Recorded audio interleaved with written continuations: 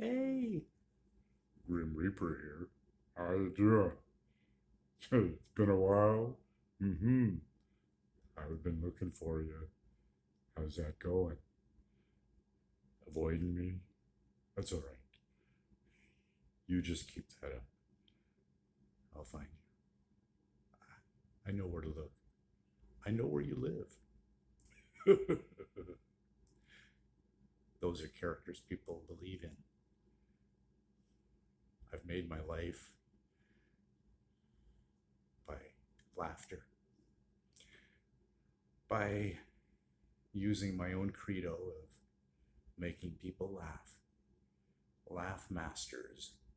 That was the name of my many efforts at making you laugh. Mascots, mascots.ca. Um, it was all part of my childlike ambition to play, to use play based learning to be better, more enjoyable, more childlike. Yeah, again, childlike. Like a child with innocence, with a child, uh, like a child that has everything to live for, opportunities, ambitions, the ability to try anything. And as parents, the job was to protect them from hurting themselves while they tried anything. And it's still the way I approach personal development. I believe that teaching a person through play-based learning, basically activity, or what is that? Kinesthetic, creative application of personal development. That's the best way to learn, because feeling is very much attached to everything we're motivated to do. There is the altered state of playing, getting high by whatever that activity is. There is the self-esteem of being involved in something that's self-motivated.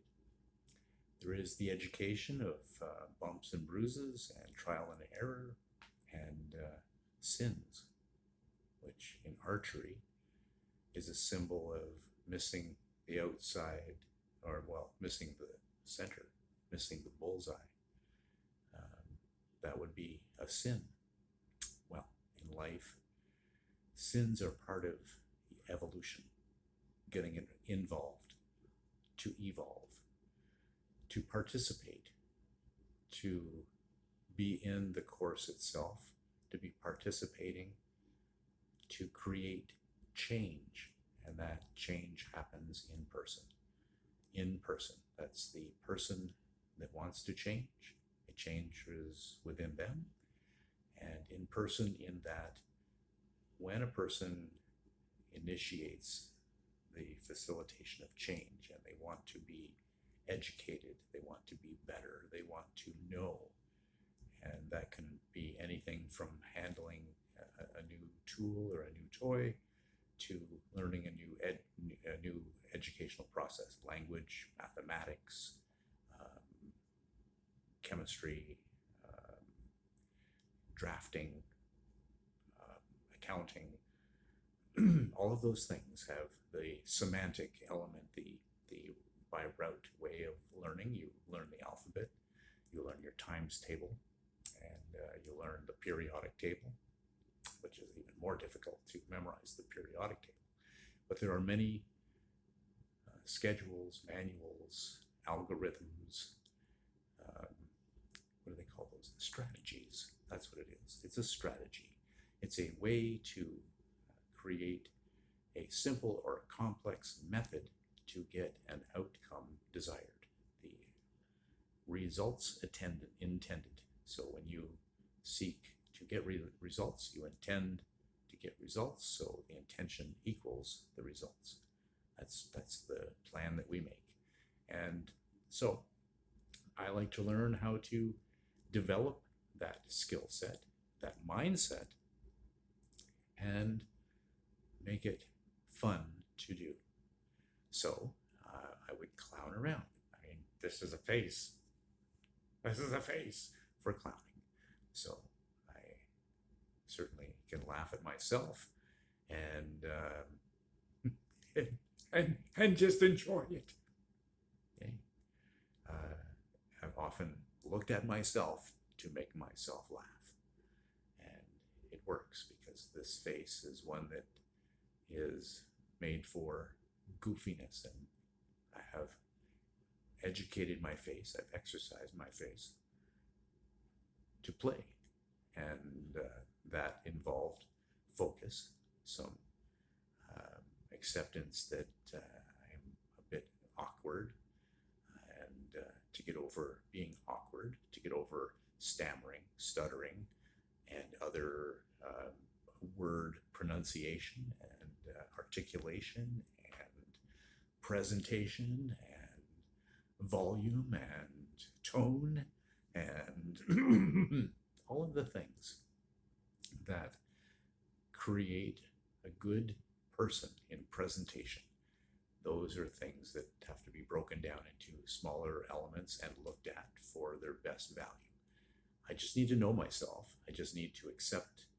Once I do know myself, I need to be able to accept those things about myself. And as the Big Bill's for Alcoholics Anonymous phrase goes, I accept the things I cannot change. I change the things I can change, and I have the wisdom to know the difference. And I'm paraphrasing because I don't know exactly how those three things are laid out. But I do know that what they say is absolutely correct, that I need to know who I am. I need to be able to accept who I am. And if I don't accept those things about myself, to change them, whether it is an addiction, whether it is a relationship habit, whether it is a habit that's getting in my way, whether it is a mindset, so a belief system. If I know something about myself that's getting in my way, then I need to slowly, if it takes, quickly if I can, change that. So I take steps towards acknowledging it maybe first, that's the 12-step program, I'm sure, that it breaks down the process of change into 12 steps. Well, there are some that say it takes 21 to 37 days to create that change. And there are those with things like nicotine or other addictions. They talk about the law of threes. It takes 3 days to withdrawal from the chemical that you're using, and then it takes 3 weeks to get out of the habitual activity, 21 to 37 days or more. It takes 3 months to break away from the thinking about it and being distracted to do it again experience. And so 3 days, 3 weeks, 3 months, and a person can be they're basically no longer addicted or habituated to that behavior. So it's basically that, creating new routines where I want to be better. And that's it's straightforward, but it's also the reason why people take the Tony Robbins courses and challenge themselves to change in other formats. There's Jack Canfield, there is material like The Secret that brings a few mentors together. They're all talking about the same thing. They're all talking and they're making me cough right now. They're praying to their smoke gods, and that's causing me to choke. Anyway, okay, I joke. I do not believe in any of that mysticism. I love an imagination, and I will entertain those ideas because they're great to entertain. And what's great about entertaining those ideas about mysticism, about ghosts, about other dimensional beings, well, that's closer to reality than any ghost or alien. I mean, really, come on. Let's bring these up because they're fascinating and then discuss them like we're reality-based science method. Like we do the scientific method and try experiments to disprove a theory and prove it at the same time, but fundamentally find every possible angle where we could be mistaken. And with mysticism, with the idea of having gods that from hundreds of years ago are controlling our daily lives and stopping the evolution of the individual, because fundamentally you just need to know about this human representation of the human spiritual experience, and that's all. So ignore the fact that trees seek their full potential, just like the flowers and insects.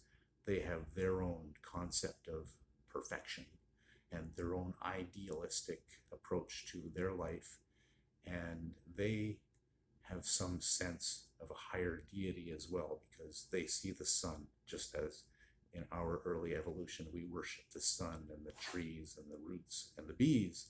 Well, there's something still to that, in that we need to respect all of those things as the native cultures demonstrated, and many other cultures have demonstrated that too, but we've ignored that. And just like bush medicine has made way for pills, and pills mimic what bush medicine used to do and still can do, the religious experience of measuring our height, our royalty by human standards, with a human God coming up with human rules as to how to be a perfect human, and yet they themselves have many examples in their story of how they were less than kind and less than human as its highest value centered.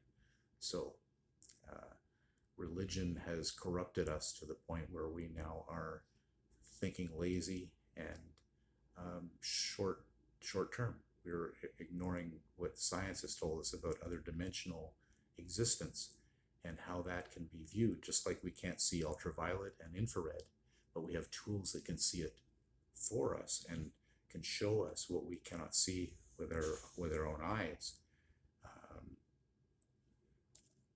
Speaking of which, when I wear my glasses, I can actually see better, which is just another tool, right? So these are the practical ways to apply myself in a spiritual realm, the social aspect of me. That is what is spiritual. And people who are not religious but spiritual would think of their social place, their ability to demonstrate that they have evolved and that they have something to offer in that evolution. And cooperating is part of that as well, being able to have an interdependent relationship with other people.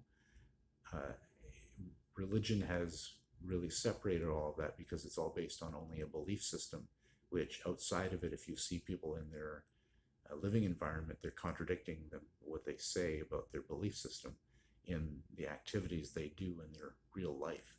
Because in the real life, you have to break the rules that are put into these doctrines, because they're not meant for human existence. They're meant for leadership of other people.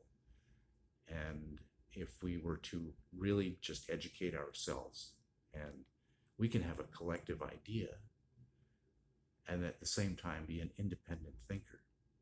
And this is so important for an individual to be an individual, to be the individual of change.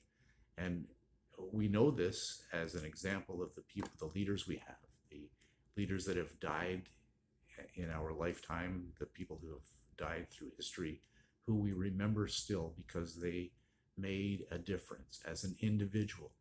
Very few memories are highlighting the collective. even Cultural History Month or gender identity. Those things, Women's History Month, Black History Month, um, the winter solstice, Christmas, Easter, Ramadan, Passover, all of these are reminders of past and things that have happened. Now, Passover is actually probably the example that breaks what I just said, because it is definitely about a collective event that didn't just happen to one person, but also wasn't led by one person to resolve it, because that was a painful experience that they went through. And it's a whole other discussion to unpack that into why they would celebrate that, but that's something else, and how that would be celebrated as an evolutionary idea, um, without getting away from complaining and going into misery.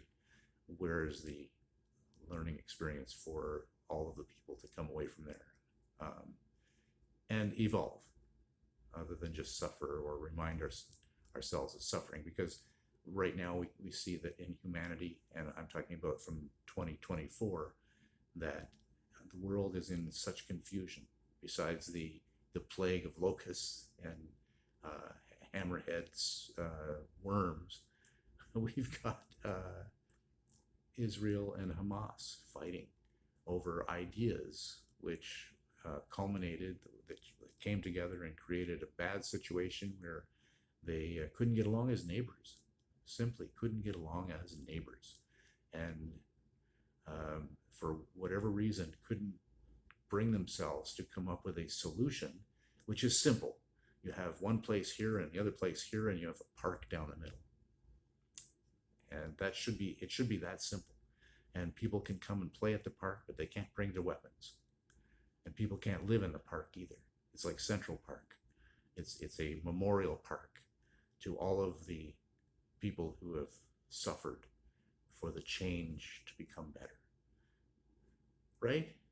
And if you have a better idea, then say a better idea.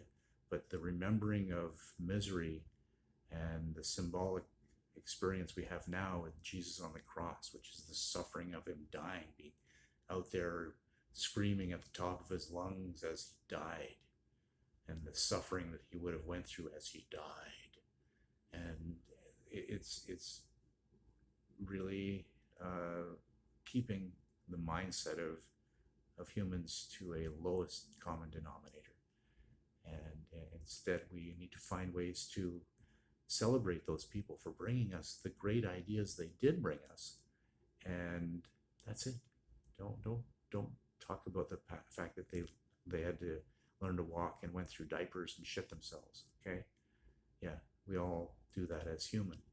The individual can make a difference to all human by not just crapping their pants, but actually getting out of diapers and becoming thinking independent adults.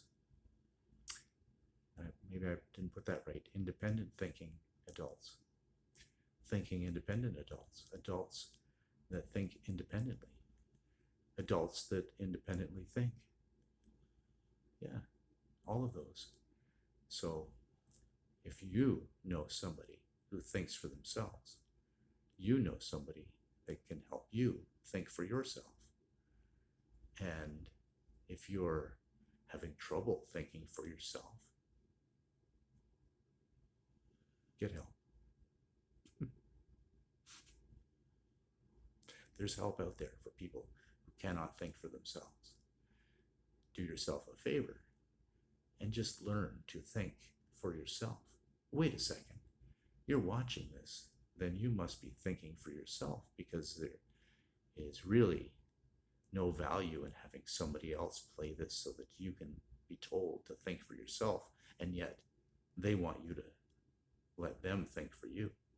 They out there, they want you to argue for your own limitation.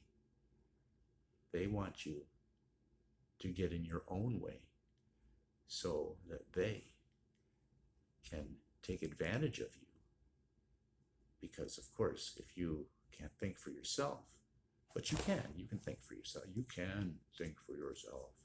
So you will think for yourself because you want to be in charge of yourself. You want to decide for yourself.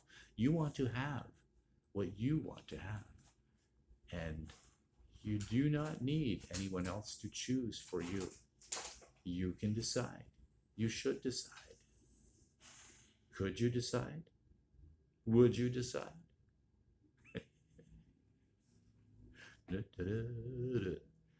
Yes. Okay. Well,